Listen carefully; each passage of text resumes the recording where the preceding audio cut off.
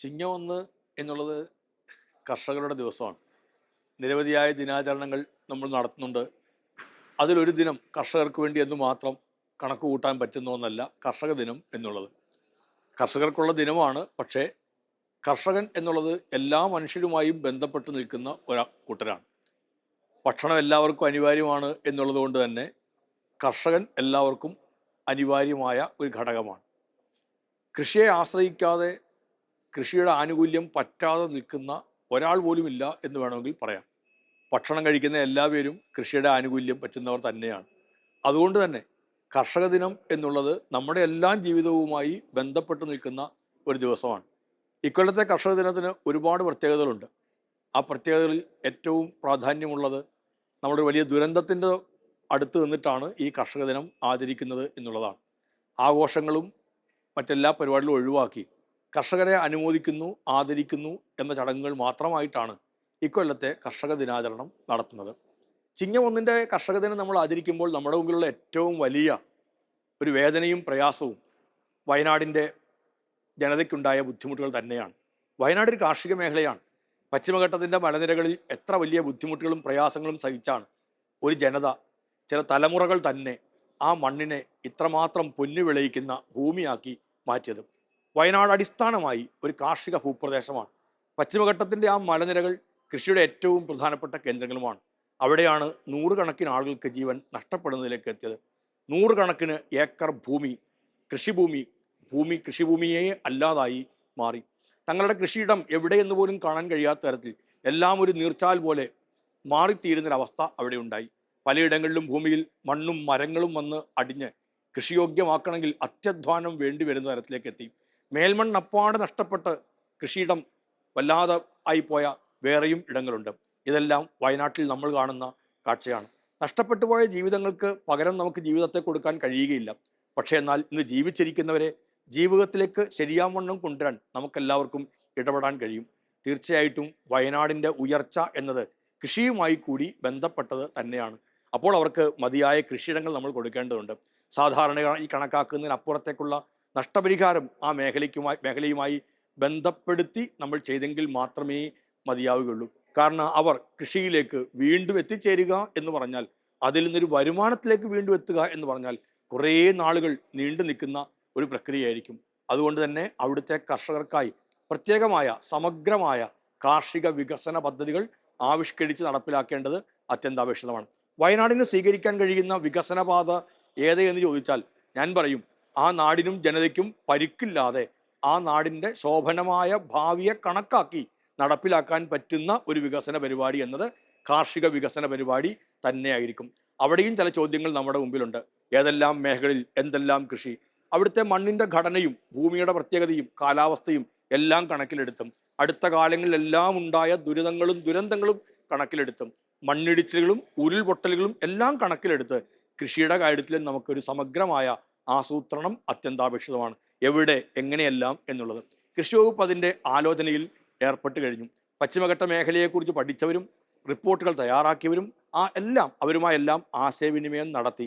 പശ്ചിമഘട്ടവുമായി ബന്ധപ്പെട്ട അതിലൂടെ എല്ലാം സഞ്ചരിച്ച് ആ റിപ്പോർട്ടുകളെല്ലാം മനസ്സിലാക്കി ആ മേഖലയിലെ കൃഷിക്കാരടക്കമുള്ള ജനതയുമായി ആശയവിനിമയം നടത്തി സമഗ്രമായ ഒരു കാർഷിക പരിപാടിക്ക് ആ മേഖലയിൽ തുടക്കം കുറിക്കണമെന്നാണ് ഞങ്ങൾ ആഗ്രഹിക്കുന്നത്. കർഷകന് നഷ്ടപരിഹാരം എന്നുള്ളത് നഷ്ടപ്പെട്ടു പോയ ഏതെങ്കിലും ഒരു കാര്യത്തിൻ്റെ കണക്കുകൂട്ടലിൽ മാത്രമല്ല, നാളുകളിലും അവൻ്റെ ജീവിതത്തിന് ഗുണകരമാവേണ്ടിയിരുന്ന ഒന്ന് നഷ്ടപ്പെട്ടു പോയി എന്നതിനെ കണക്കിലെടുത്തുകൊണ്ടും ജീവിതത്തിലേക്ക് കൃത്യമായി എത്തിച്ചേരാൻ പാകത്തിലുള്ള ഇടപെടലുകൾ നടത്തിയും തന്നെയാവണം വയനാടിൻ്റെ കാർഷിക മേഖലയുമായി ബന്ധപ്പെട്ട് നാം സ്വീകരിക്കുന്ന ഓരോ നടപടിയും ഉണ്ടാവേണ്ടത് എന്നാണ് കൃഷി വകുപ്പിൻ്റെ പക്ഷം. ഈ മേഖലയിലെ വിദഗ്ധരുമായുള്ള ആശയവിനിമയങ്ങളിലേക്കെല്ലാം ഞങ്ങൾ കടക്കുകയാണ്. വയനാടിൻ്റെ കാർഷിക മേഖലയ്ക്ക്, വയനാടിൻ്റെ കർഷകർക്ക് പ്രത്യേകമായ കൈത്താങ്ങ് ഉണ്ടാവുക തന്നെ ചെയ്യും. ഭക്ഷണത്തിൻ്റെ അത്യന്താപേക്ഷിതമായ ഘടകമാണ് കൃഷി എന്ന് പറയുമ്പോൾ തന്നെ അത് നമ്മുടെ ജീവിതവുമായി ആരോഗ്യവുമായി അത്രമേൽ ബന്ധപ്പെട്ട് നിൽക്കുന്നു എന്ന പ്രത്യേകതയും ഉണ്ട്. അതുകൊണ്ട് തന്നെ കൃഷിയെ നമ്മൾ ഗൗരവത്തോടെ ഉൾക്കൊണ്ടേ മതിയാവുകയുള്ളൂ. കർഷക ദിനം ഇത്തരം ഒരുപാട് ചിന്തകളിലേക്ക് നമ്മളെ എത്തിക്കുന്നുണ്ട്. കർഷകൻ്റെ വരുമാനം വർദ്ധിച്ചെങ്കിൽ മാത്രമേ കർഷകൻ ഈ മേഖലയിൽ കൃഷിയിൽ പൂർണ്ണമായും ഉറച്ചു നിൽക്കുകയുള്ളൂ.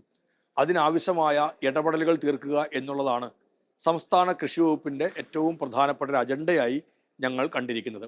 അതുകൊണ്ട് തന്നെ ഞങ്ങൾ കൃഷിയെ നമ്മൾ സാധാരണയായി ചെയ്തുകൊണ്ടിരിക്കുന്ന കൂടുതൽ വിളകൾ ഉൽപ്പാദിപ്പിക്കുക എന്ന് പറയുന്ന ഒരു പ്രൈമറി അഗ്രികൾച്ചർ എന്നിടത്ത് നിന്ന് അതിൻ്റെ അടുത്ത ഘട്ടത്തിലേക്ക് കൂടി മാറ്റേണ്ടതുണ്ട് എന്ന് കണക്ക് കൂട്ടി മനസ്സിലാക്കി സെക്കൻഡറി അഗ്രികൾച്ചറിന് അതേപോലെ തന്നെ പ്രാധാന്യം കൊടുക്കുക എന്ന പരിപാടിയാണ് ഇപ്പോൾ ആസൂത്രണം ചെയ്തിരിക്കുന്നത്.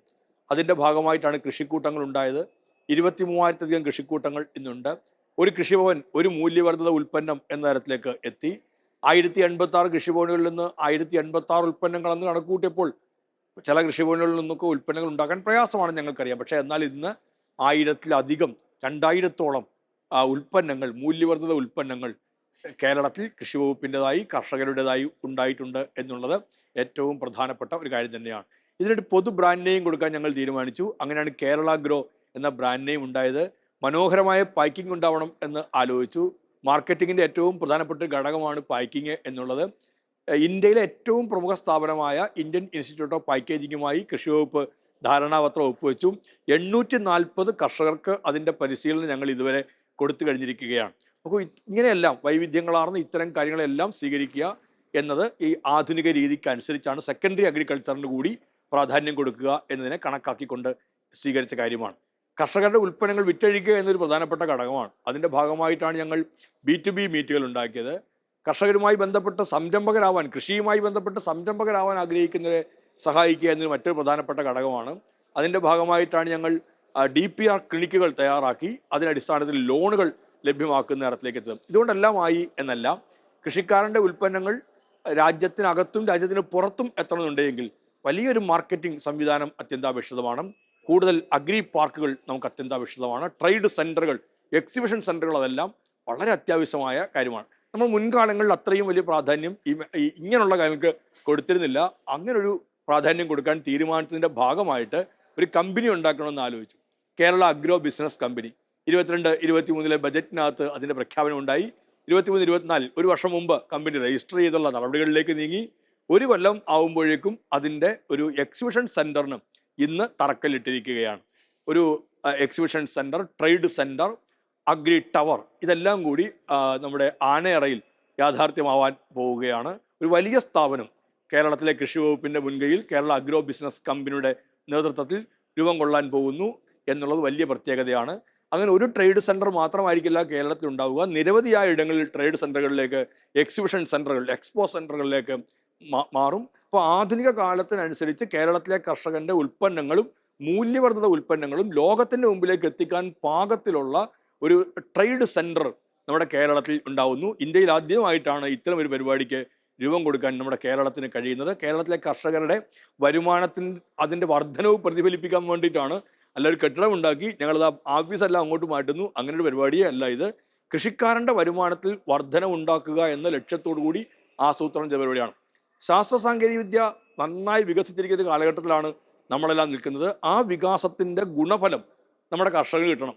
നമ്മൾ നിർമ്മിത ബുദ്ധിയെക്കുറിച്ചാണ് ചർച്ച ചെയ്യുന്നത്. ആർട്ടിഫിഷ്യൽ ഇൻ്റലിജൻസ് അടക്കമുള്ള നിരവധിയായ കാര്യങ്ങൾ ഈ മേഖലയിലേക്കെല്ലാം എത്തുമ്പോൾ കൃഷിയുമായി ബന്ധപ്പെട്ട് ആ സഹായം കിട്ടേണ്ടതല്ലേ?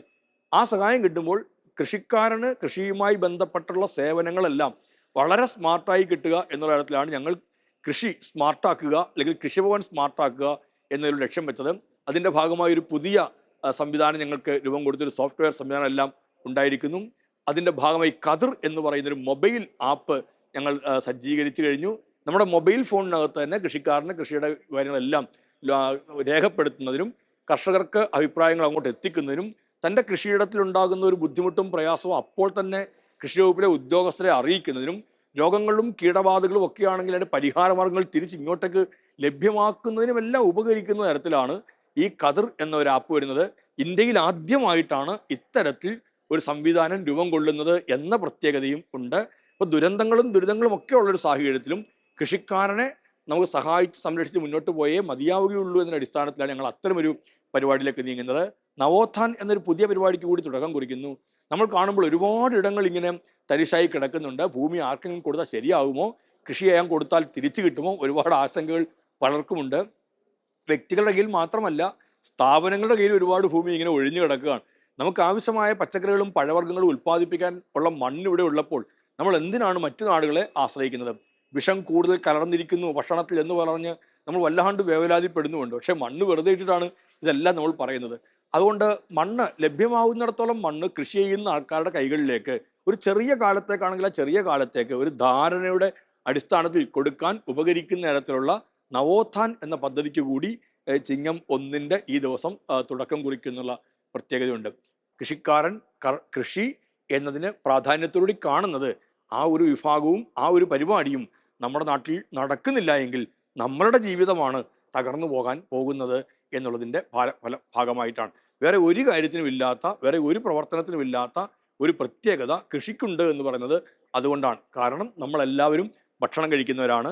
നമ്മൾ കൃഷി ചെയ്യുന്നില്ല എങ്കിലും നമ്മൾ ഭക്ഷണം കഴിക്കുന്നുണ്ട്. ആരെല്ലാമോ എവിടെയെല്ലാമോ കൃഷി ചെയ്യുന്നതിൻ്റെ ഒരു ഫലം നമ്മൾ അനുഭവിക്കുന്നുണ്ട്. കർഷകന് പണം കിട്ടുന്നില്ലേ എന്ന് ചോദിക്കാം. പക്ഷേ കർഷകന് കൃഷി കൊണ്ട് ജീവിതം മുന്നോട്ട് കൊണ്ടുപോകാൻ കഴിയാതെ വന്നാൽ കൃഷി തകരുകയും നമ്മളുടെയൊക്കെ ജീവിതം തകരുകയും ചെയ്യും. അതുകൊണ്ട് നാം നമ്മുടെ ജീവിതത്തെ തകരാതെ, തകർച്ചയുണ്ടാവാതെ കാത്തു സൂക്ഷിക്കണം എന്നൊരു ചിന്ത നമുക്കുണ്ടെങ്കിൽ കൃഷിയിലേക്ക് കൂടി നമ്മൾ കണ്ണു വായിക്കണം. കർഷകനെ കൂടി നമ്മൾ പിന്തുണയ്ക്കണം.